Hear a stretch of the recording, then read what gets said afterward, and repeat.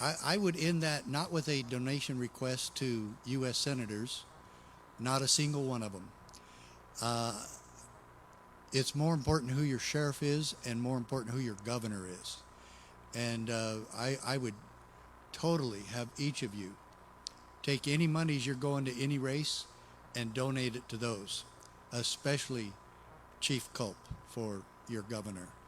Imagine having a man of God and a man of uh, American ideals as he is, taking the place of, you say his name, Inslee? Ainsley or Inslee? Inslee. Yeah, yeah. Innie or an outie. Thank you very much. It's true though. What was that Senator Kennedy just said? I predicted the same about a year and a half ago, that we were 2 to 5 years from a complete socialist takeover of our country, especially in Washington. So if they take over the Senate and they take over the White House, then that's a done deal. But that doesn't mean that we don't still have solutions here. Another backdrop for our whole meeting today is solutions. Now, many of you don't know who I am, don't know my story. All I wanted to be in my whole life was I wanted to be a sheriff in my hometown. And God blessed me with that miracle and that goal and that dream. It was a dream. And my father was an FBI agent. I did try to get in the FBI at one time. I thought, well, won't that be a dream come true, following my dad's footsteps? That didn't work out. And then after that, I was a police officer, and I decided that, man, wouldn't it be wonderful to be able to do this in my hometown, and we could move home to Arizona and do that. Well, that ended up happening, but not how I wanted, and not because of what I wanted. My mother-in-law kept calling. You know how it is when mother-in-laws call, you guys, you know. And she wanted us to move home 10 years before I wanted to. I'd been a cop for 11 years, and you can retire at 20. And so she says, we got to have you move home and run for sheriff. And both my wife and I said she was crazy. We're not doing it. We didn't want to move. We'll wait till we get a retirement and then move home and do it. And she wouldn't take no for an answer. And this is the first time my wife agreed with me that she was being obnoxious, and the only time.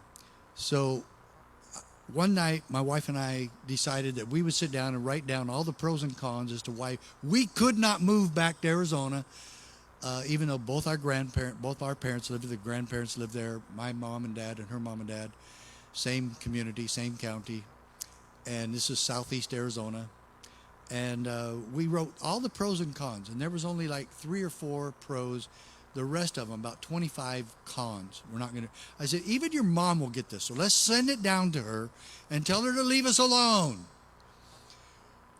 Well, after we sent that, her mom still didn't leave us alone, but my wife and I, one day I came home in uniform from working at the police station, and I looked at my wife, and she looked at me, and I said, did your mom ever say anything about the pros and cons list? And she goes, no. And we had prayed about it during that time, and I looked at my wife, and I said, I'm never going to wear this uniform again. She goes, no, you're not. And we're going to move home and run for sheriff. She goes, yes, we are. And in a couple of weeks after that, we did. We moved home and ran for sheriff. And then I was elected, and I hadn't even lived there for 12 years. Had never worked there except in a grocery store when I was working my way through college at the community college there, where I played football and baseball. And it was such a miraculous election. And my wife and I would talk about this sometimes during the first 4 years of my first term. Say, why the miracle? We don't see anything about this. And then I was reelected in 1992. And then in 1993, my wife and I were both watching a little news on the television, and we saw Bill Clinton sign a bill into law known as the Brady Bill. And I didn't think much about it. It was more gun control from the Clinton administration. Okay, big surprise there. And I wasn't having a heart attack about it. It didn't seem to be that big of a deal. And then we found out on January 21st, 1994, when all the sheriffs of Arizona met in Phoenix at a sheriff's association meeting. There's only 15 counties in Arizona. We have some of the largest counties in the country because we're the sixth largest state, but we only have 15 counties. And there was 13 of us at that meeting. And 3 agents of the BATF. Do you know what the BATF is? Bureau of Alcohol, Tobacco, and Firearms. They oversee alcohol, tobacco, and mostly firearms. They're always checking on your local gun shops to see if they're filling out all the paperwork right and all this stuff. It's a bureaucracy to control the Second Amendment. And they came and they handed us a 25-page document that detailed, according to them, what we, the sheriffs, were supposed to do to enforce the Brady Bill, a federal law. And not only that, and one of them pointed it out, and he said, and there's this little provision in there, and we're sure they're not going to do it, but there's this little thing, and it's not for you guys, and you can ignore it, because they're not going to do it. We're all friends. A threat of arrest if we failed to comply. So here they're making a federal law conscripting sheriffs from the entire country to enforce it for them. And we don't know why. Why didn't they just make another bureaucracy? They love doing that. So it was kind of suspicious. But anyway, they did. And then they said, and we will arrest you. You're facing a $10,000 fine or a year in jail if you do not comply. So at that meeting, all the sheriffs were really cussing. And, oh, by the way, none of the speakers are allowed to cuss today. We're in a church, no cussing. So there'll be no cussing today. That's the rule. All the sheriffs were cussing and said, oh, this is ridiculous. Both the Republicans and Democrats alike. Didn't matter. Everybody hated it. It was Sheriff Buchanan called, this is ultimate arrogance of the federal government. And nobody liked it. But then at the end of the day, the anger started waning, and we said, what do you want to do? And everybody said, you can't fight City Hall. We'll just have to do the best we can. And about 7 or 8 sheriffs said that. And I said, it seemed like I was the last one. Maybe I wasn't, but it seemed like I was. And I said, you guys, you've already totally convinced me by everything you said today that we shouldn't do this. Why don't we just tell them no? And nobody thought that would work, and they kind of looked at me. I was the youngest sheriff in the state at the time. They were just kind of looking at me like, you don't know what you're doing yet. You haven't been here long enough. And so I had a 3-hour drive home after the meeting. And I was just brooding about it all the way home. What am I going to do? What am I going to do? Not do it? How am I going to keep my oath? I'm already, at that point, very constitutionally oriented. And so how could I do this and keep my oath and keep my word to my people? And what do I do? Not do it and wait to get arrested some night with my wife and kids screaming, where's Daddy going? And so I just didn't know what I was going to do. And I drive up to my house. I stop the car and I go, I'm going to sue my own government. I'm going to sue the Clinton administration. You guys, you think I'm cheering I get to sue the Clintons? Oh, goody. And then I actually calmed down. It really scared me at first, and I go, oh, there's no way my wife's going to let me do this. Thank God. I don't have to. Sorry, you're wrong. Okay, because the wife's not going to let me do this. I don't know what she was having wrong happen in her day. So I just walk in, and she hasn't seen me for a day and a half, and she comes up to hug me, and I wouldn't have any of that. I was just too preoccupied. I'm going to sue the federal government. I hope you're going to go along with this, but it's crazy, and I'm not going to do it, and it's gun control, and they can't tell me what to do. And, of course, she's going, what in the world are you talking about? So I said, okay, wait, let me explain. So I explained it to her, and she goes, I still don't get it, but I get you. And she goes, I'm sure you'll do the right thing. And then she floored me with the next comment. Maybe now we know why you got elected sheriff. And my mother said the same thing the next day when I told her I was going to do this. And then, does anybody know what you do to sue the federal government? I didn't. So I went down on Main Street and talked to a friend of mine who's a lawyer, and he goes, "Didn't your wife tell you not to do this?" And I said, "No." I said, "I was kind of surprised." She didn't. Normally she'd be saying, "We got 5 kids. What are you thinking? What, you know?" And it was such a miracle that we got this job. Why don't you just enjoy the job? And, you know, you want to fight the federal government? And so he informed me that I had to find a lawyer that's certified to go to the federal courts, the United States Supreme Court. So a lawyer is not a lawyer is a lawyer. And he goes, "No, you got to have somebody certified to take you all the way to DC." I said, "It's not going to go that far anyway." I said, "They're going to squash me like a pumpkin seed. I'm probably the only one in the country doing this or even thinking about it." Well, thank God I wasn't, but I was the first.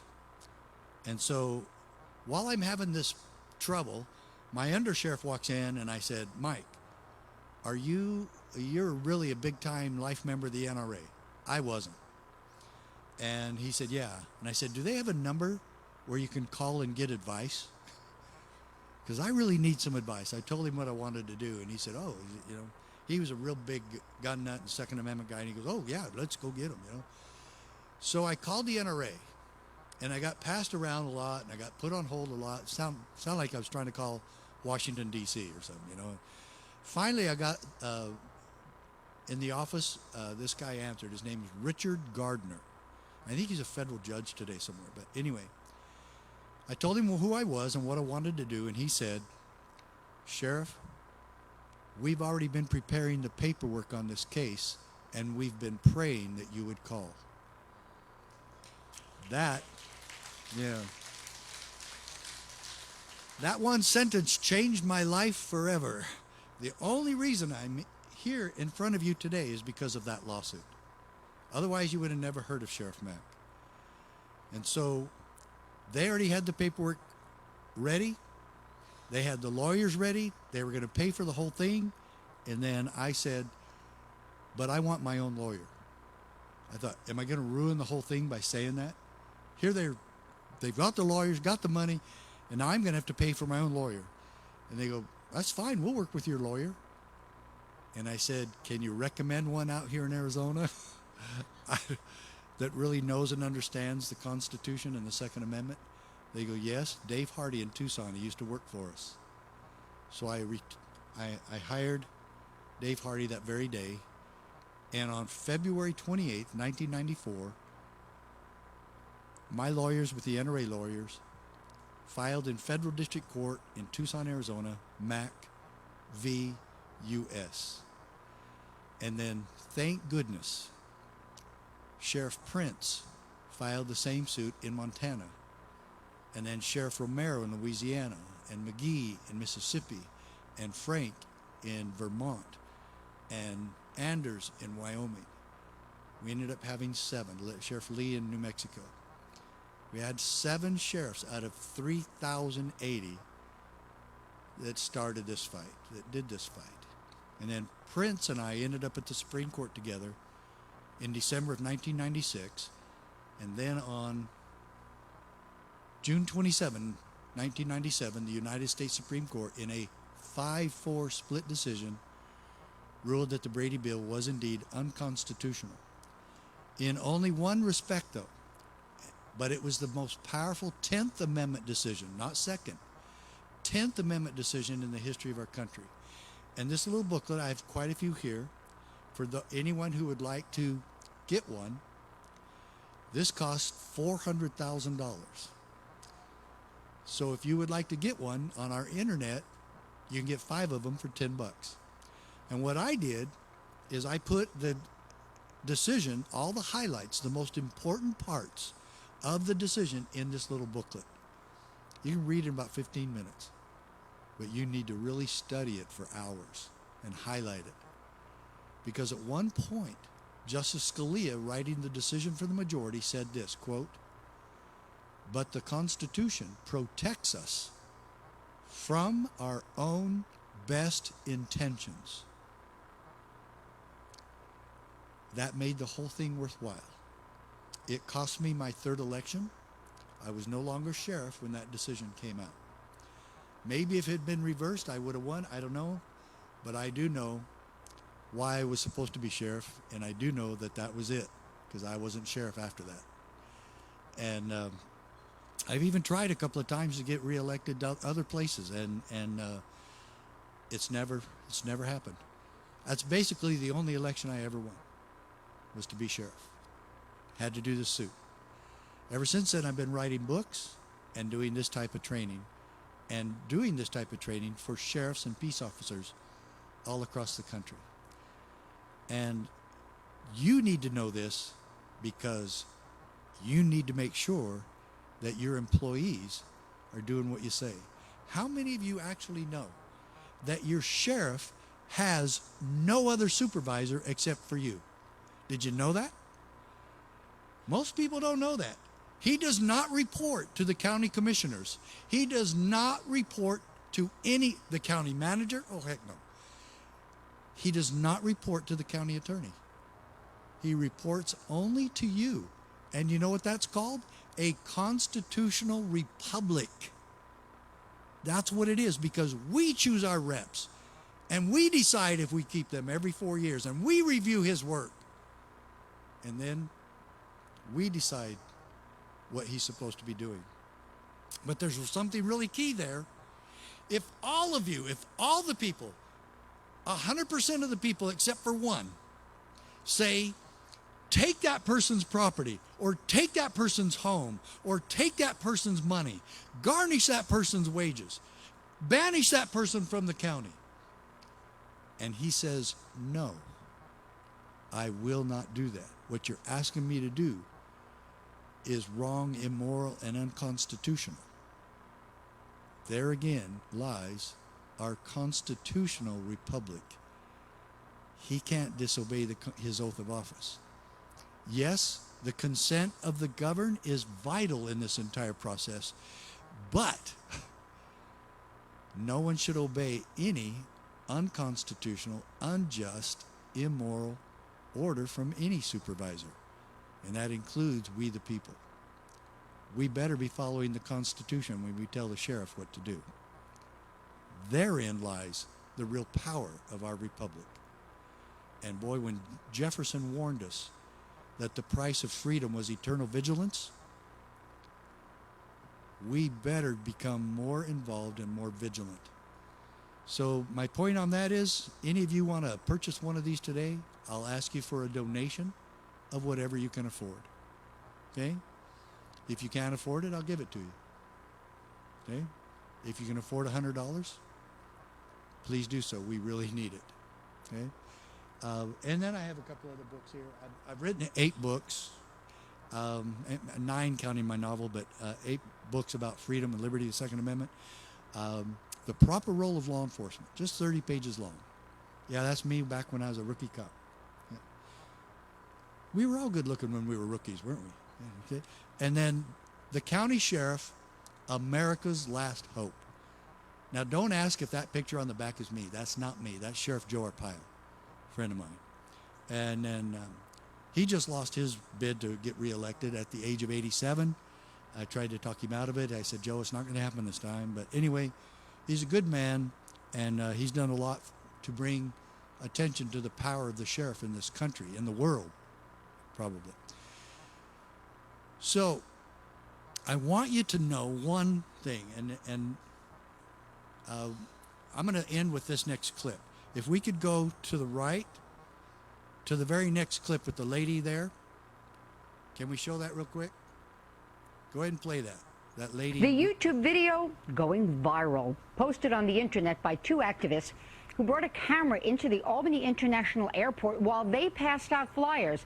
Now, it led to a heated dispute over First Amendment rights. Beth Wertman has our top story. Beth? Hi, Benita. Well, as you'll see in the video clip, an airport spokesman tries to stop these activists from their mission. But a sheriff's deputy steps in to settle the confrontation and the right to free speech. So, hey everyone, this is Ashley Jessica. I am here at Albany International Airport. The young woman is standing outside the security checkpoint at the airport, telling the camera that she's there to hand out flyers to travelers, reminding them of their right to opt out of getting the body scan, which she claims carries health risks. Okay. Hold on. First of all, turn this off right away. Airport spokesman Doug Myers tells the crew to stop videotaping and to go downstairs, which they agree to do, and they are confronted again. Do you have $1 million insurance policy here? You're violating the airport authority guidelines. You haven't paid. That doesn't matter to us at all, okay? So you can the check TSA that out. doesn't matter? No, you're in our airport. But as the tension builds, Sheriff's Deputy Stan Lennox steps in, separating the two parties, then lays down the law. Obviously, this is your constitutional right, okay? As far as we're concerned, you're not breaking any laws. Wait, pause it there a second. Pause it. That's what we want to get across to you guys. Okay. Who is he to say what people's constitutional rights are? He's just a cop. He's a deputy sheriff. How dare he try to act like a lawyer and tell people what their rights are? He took the oath. He's responsible for its fulfillment. He swore an oath to uphold, defend, and obey the United States Constitution. He's supposed to fulfill it. Not some lawyer, not some supervisor, not a judge. So why would we ask a judge for permission to keep our oath? The sheriff should have said no together, and we would have done that. I should have said no. If I had said no, though, and not go to court, I would have been removed from office and everybody had gone on with it. So I think it was inspired that we did the lawsuit that time. But all the sheriffs, in fact, if we'd had just 6 or 7 sheriffs in Arizona say no, we would have won. Take your Brady, we should have told those BATF agents, take your Brady Bill back to Washington and tell those traitors that we're not going along with this. And we'll write you a letter. Do you want it signed? We'll sign it. And then you can take that with you and we'll send it too. But we should say no. We don't have to go along with tyranny. Somebody should have said that to Hitler numerous times over. Do you know why Hitler was successful? Because he got people scared to do what he was telling them to do. Does that fear-mongering work? Ooh, we're seeing that today, aren't we? Keep going. Go ahead. Myers objects, ordering airport employees to allow only ticketed passengers upstairs, accusing the activists of blocking the escalator. But once again, Deputy Lennox defends their First Amendment right. Okay, so that We don't means know we're who doing you it are. for. I told you who I am. Okay. I am Jason No. Burmis. Let me see You your can clearly- identification. I don't need to show you my He identification. doesn't have to show you his identification. The activists continue their mission. The video, later posted to YouTube, and goes viral. Not the kind of attention Deputy Lennox is used to. That's a little overwhelming. I mean, I was doing my job. I did the right thing. I felt I did the right thing, you know, protecting people's First Amendment rights. You see, this is all we're after. This is what the CSPOA is all about. And that's the organization I own and created out of the lawsuit. Constitutional Sheriffs and Peace Officers Association. Every one of you can become a member. It's a partnership between a constitutional sheriff and his constituents. If you're not involved in this, it's probably not going to go very far, is it? It's not. But of the peaceful and effective solutions that we have out here in our country today, can you count how many there are? There's maybe a couple. And this one probably is the most effective because it's the bottom line, boots on the ground, protection for you. This book kind of answers the question and asks the question and answers it. When all government shall be drawn to Washington as the center of all power, it will render powerless the checks provided and become as venal and oppressive as the government from which we separated. End quote. Thomas Jefferson. To whom can the people turn for peace, safety, and protection when government becomes venal and oppressive? Do you know how many sheriffs you've had stand against your own governor in this state? Do you know that even in California they're doing that? Do you know that even Scott Jones, the sheriff of Sacramento, stood against Governor Newsom? I was surprised by that one. I was totally shocked. I could not believe it. It was amazing when I heard that he did it. Because they're seeing the abuse, and they're seeing that there's not very many solutions. Constitutional Sheriffs and Peace Officers Association, CSPOA.org. That should become a household name for you and your family and anyone searching for liberty.